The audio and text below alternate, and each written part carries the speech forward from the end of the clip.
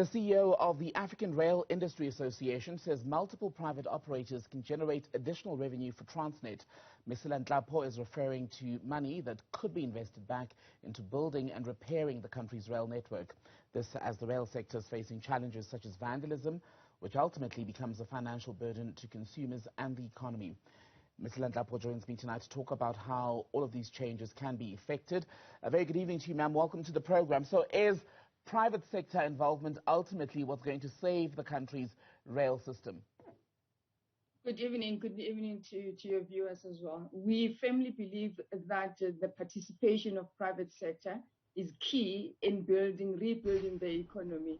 And hence, after the president had announced that there will be third-party access, we then commissioned a study which has confirmed that there is at least 58 million tons per annum that could be brought back to rail.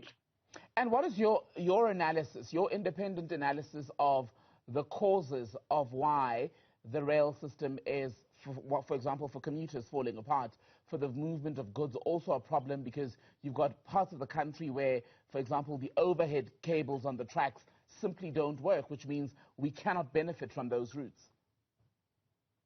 Look, we have had a conversation with some of the old employees at Transnet and PRASA. They attribute that the vandalism that you see is mostly because of underutilization. Now, to prove that, we see that in 2020, during lockdown, this is where the majority of the infrastructure was actually stolen. And this is where the opportunities are for private sector, not necessarily encroaching on Transnet's business currently.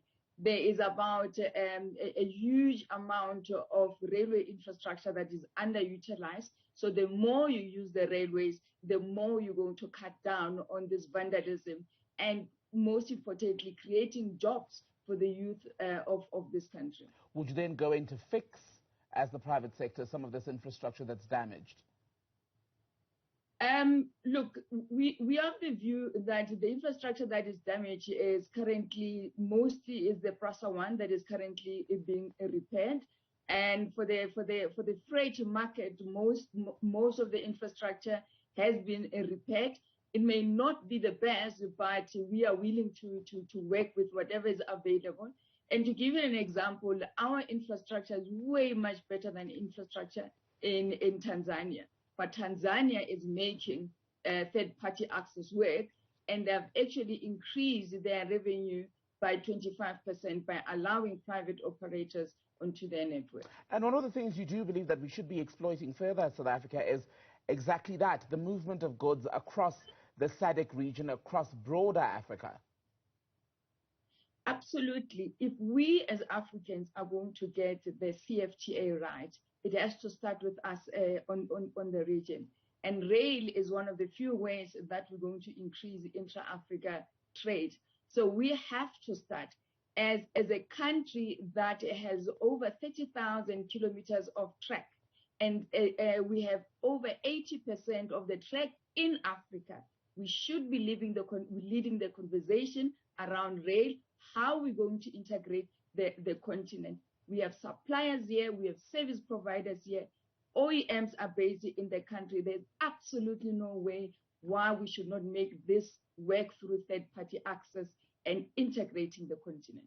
So South Africa currently is in desperate need, as is proven by the performance of the economy, our record unemployment numbers. We're in need of an immediate boost. Would what you are saying be able to provide that, or would we all need to be a bit more patient and look at the long term? It will almost be immediate. Let me give you an example.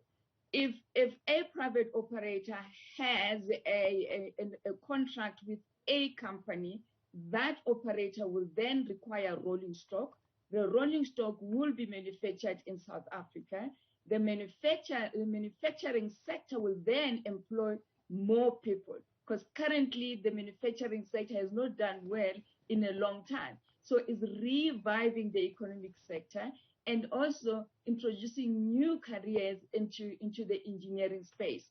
The sector has completely changed. There's more of your IT that comes in as solutions. You look at Transnet that is currently looking at IT solutions for their security. So the future in rail is not just simply your steel on steel. It's a whole new world that still needs to be tapped in. So the future is bright for the South African railway industry. I want to go back to a point that you made earlier about involving the private sector without necessarily encroaching on the mandate of Transnet, which is in charge of South Africa's rail system and that broader service.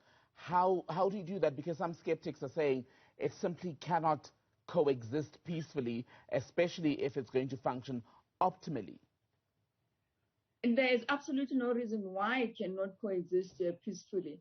You look at the UK, Australia, Russia, the US, that is the model that is being used. So it's a matter of having a slot allocator, an independent body that will then do slot allocation.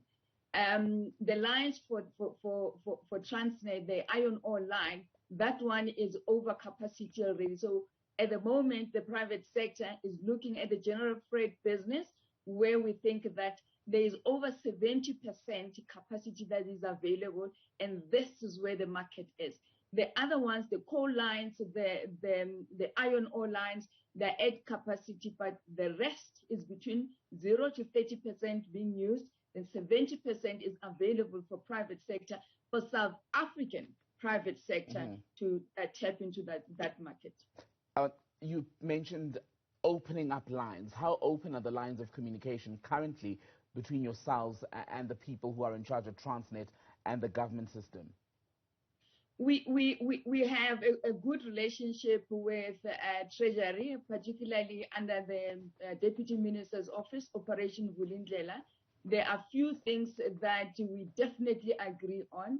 That one, you don't need new legislation to put third-party access into effect. And then two, we don't need to wait for the rail policy to be implemented in order for us to get third-party access. So that is key. We also are in constant communication with the Department of Public Enterprises, including the Department of Transport. But what we have also engaged is the clients such as the Forestry Association.